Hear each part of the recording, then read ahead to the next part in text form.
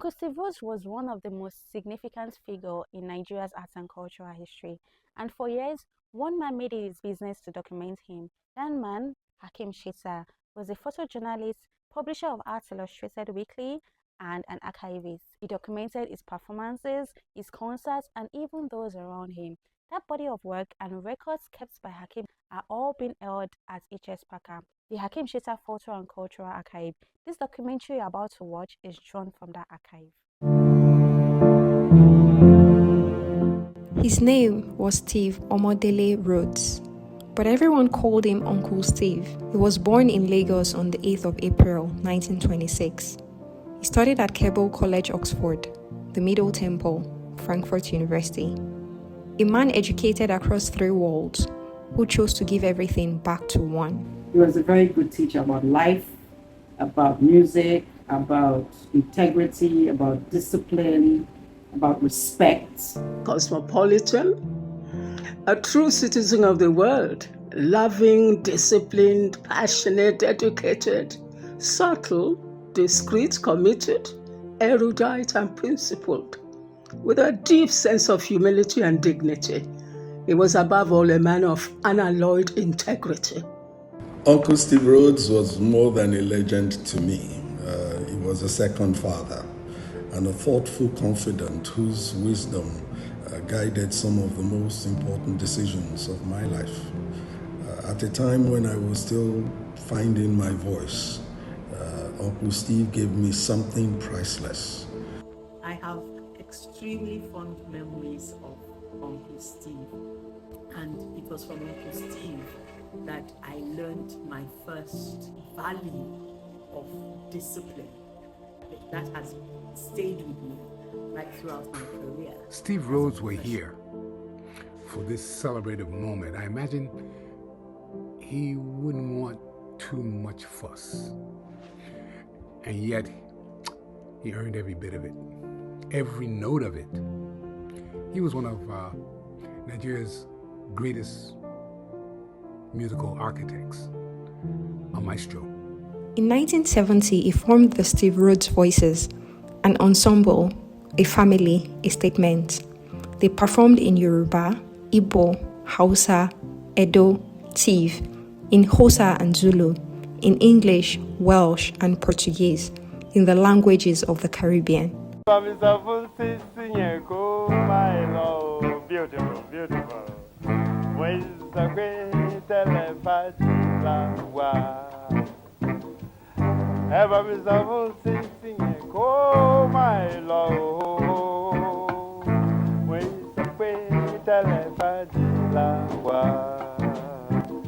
Theirs was a music that said, all of this belongs to us.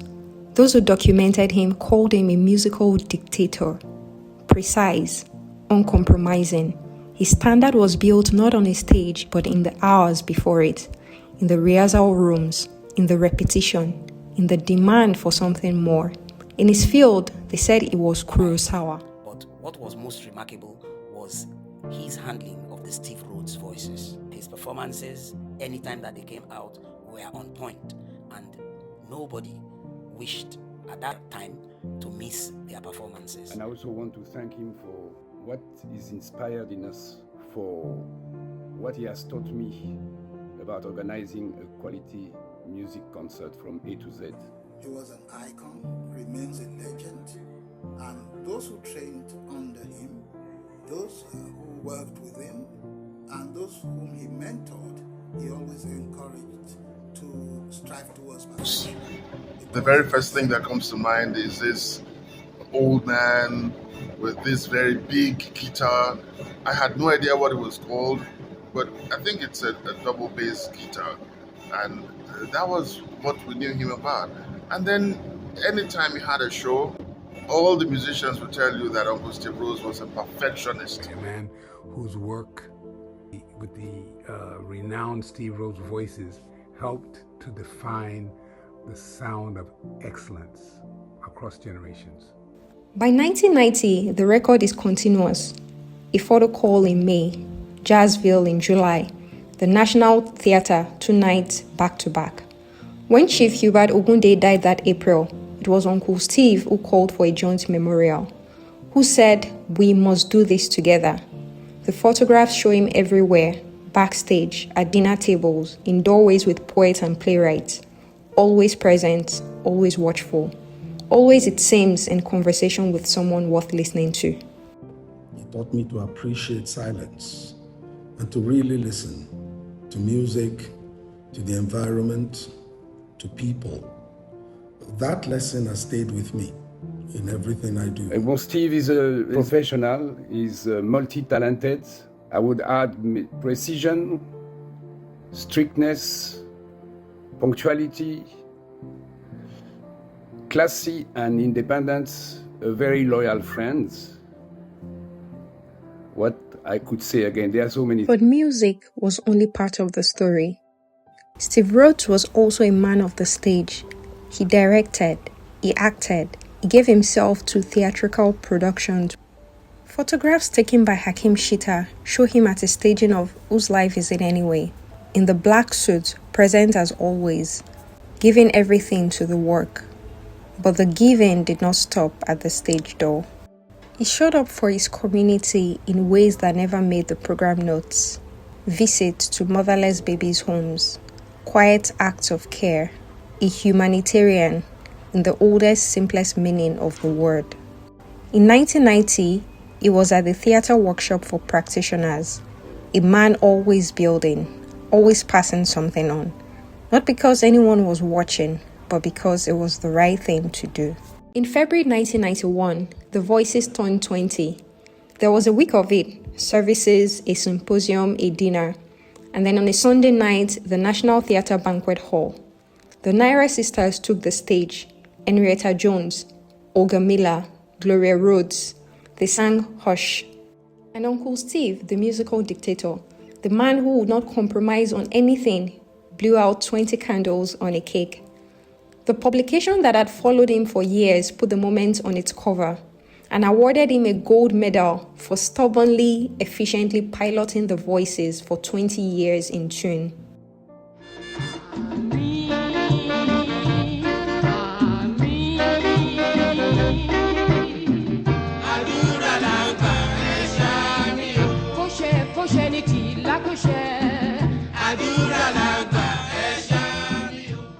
I will not do anything for money, which I will not gladly do for nothing.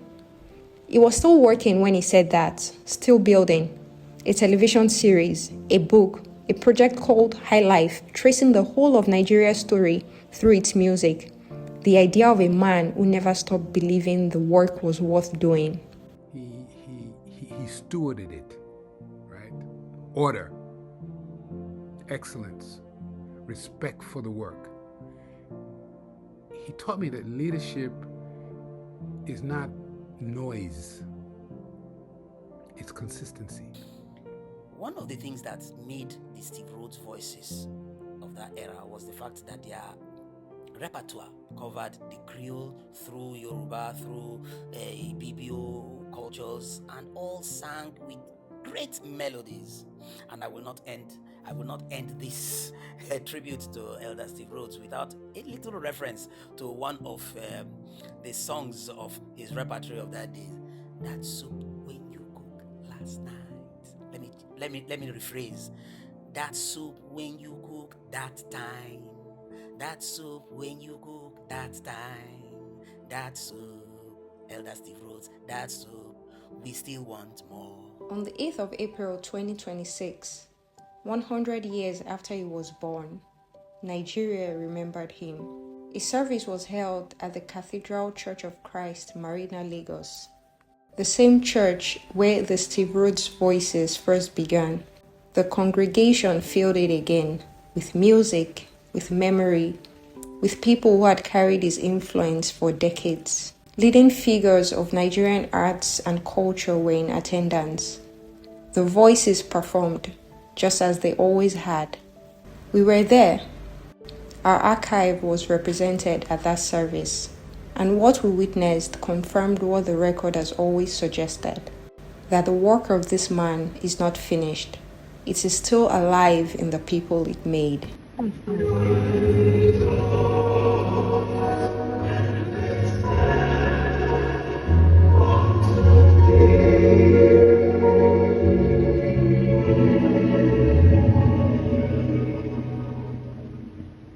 Steve Omodele Rhodes died on the 29th of May 2008. What remains is the record, the photographs, the programs, the names of everyone who stood beside him, the musicians he shaped, the performers who counted him among their influences, the languages they sang in, the stages they filled, the work he left behind, and the people it made. Midonia we jet plane, Mercedes 900, Honda of course is for you. But if you marry taxi driver, I don't care. If you marry taxi driver, I don't care. If you marry multi-millionaire, I don't care. But if you marry Balamila, na belle. 3 daughters. 3 women who did not read about Uncle Steve in a publication, who did not encounter him at a concert or a theater workshop or a cultural gathering, who grew up in the same house as the discipline, who watched it every day from the inside. Their testimony is not historical, it is the most personal evidence this film possesses. My name is Gloria. I'm Janet. And I'm Ada. I'm the second daughter. I'm not the third. And I'm the fourth and full stop. And we're the daughters of Elder Steve Rhodes.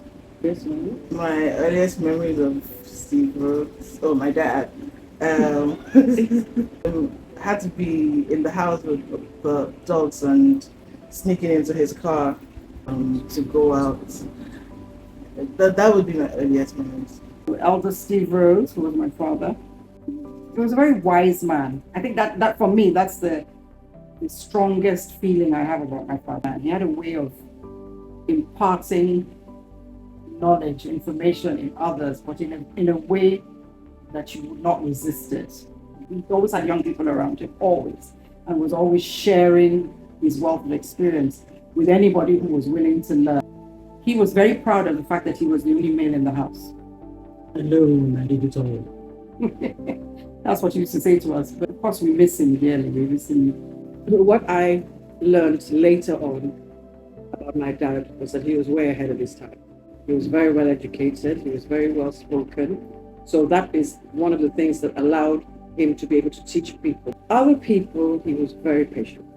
With his children, he was a disciplinarian, especially when we started the Steve Rhodes Voices. I can't tell you exact words, but I remember that my dad said to Gloria and I, "You are not going to be treated special. In fact, I'm going to be harder on you than anybody else." Because he was very fair. He was a very fair person. Even though I was quite young when he died, it's interesting to see how the older you get, the more you realize the things that you've taken on unknowingly from him. Happy birthday, Daddy. Yeah. Happy birthday. If you've been here, we'd have had about. You remember that when you were going to turn, was it 70 or 80, we promised you we were going to shut the street down. We're going to have Sonny Ade on one end of the street. Ebenezer on the other end of the street. He was terrified of it, but if you had been here for this 100, that's exactly what we'd have done. We'd have done it. We'd have done it. So happy birthday. Yes.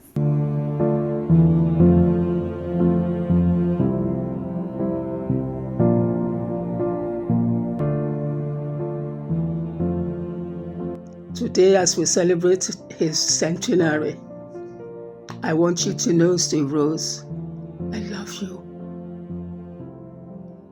You were a rock, a support, as strong as the Oluma Rock when you were alive. My stoic. Thank you for the memory. Bye-bye, my love. Papa still rose like my father, like a father to me, to people of my generation. We adore him, we admire him. We want to uphold these legendary legacies, which we pray that they are imperishable. Uncle Steve also had this beautiful habit of writing short notes, thoughtful, precise, and full of care. I still have the last one he wrote to me, framed in my office. It reminds me every day of the kind of man that he was. I miss him deeply. I miss his presence, his aura. He made you feel that anything good was possible. He is unforgettable to me because a lot of what I have become, or I may become, I owe to him, and I am grateful. Happy 100th birthday, Uncle Steve. Additionally, I would say that the list of words and adjectives to praise or to hail Egbon Steve Rhodes, the great, humble, and respectable man, is totally unlimited because there are too many things to say about him. Egbon Steve is a gentleman, he's a lover of arts, he's a professional, he's multi-talented. Again, there are so many things. Passionate, I think I've already said it, and a good sense of humor. May his soul rest in peace. When you think about Uncle Steve Rhodes, you will always remember his two daughters, Gloria Rhodes and Janet Rhodes. And much later, we started to know about Ada. Uncle Steve Rhodes was a musician's musician.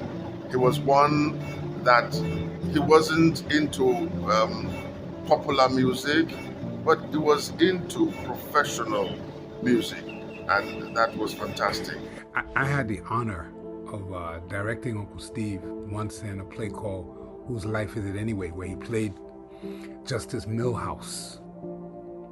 Now, imagine the audacity of directing a man like that.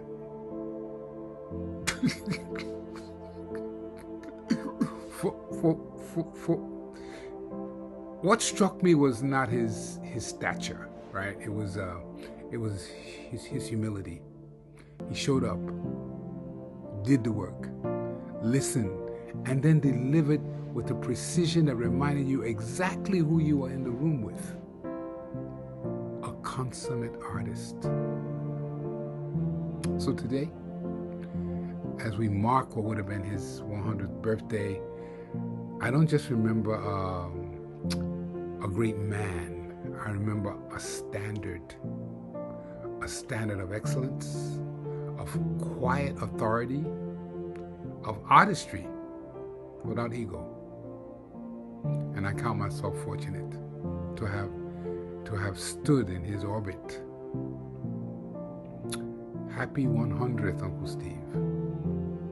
Your music still conducts us. It's so wonderful that one's career has not been possible without the story of one's career cannot be told without Uncle Steve. And then finally, his song has now become mine. It was the song he used to end concerts with in our time. Frank Sinatra's regrets, I have a few, but too few to mention. I did it my way. Yes, and every time I think of I did it my way, I always think of Uncle Steve. 100 years, happy, heavenly 100th birthday.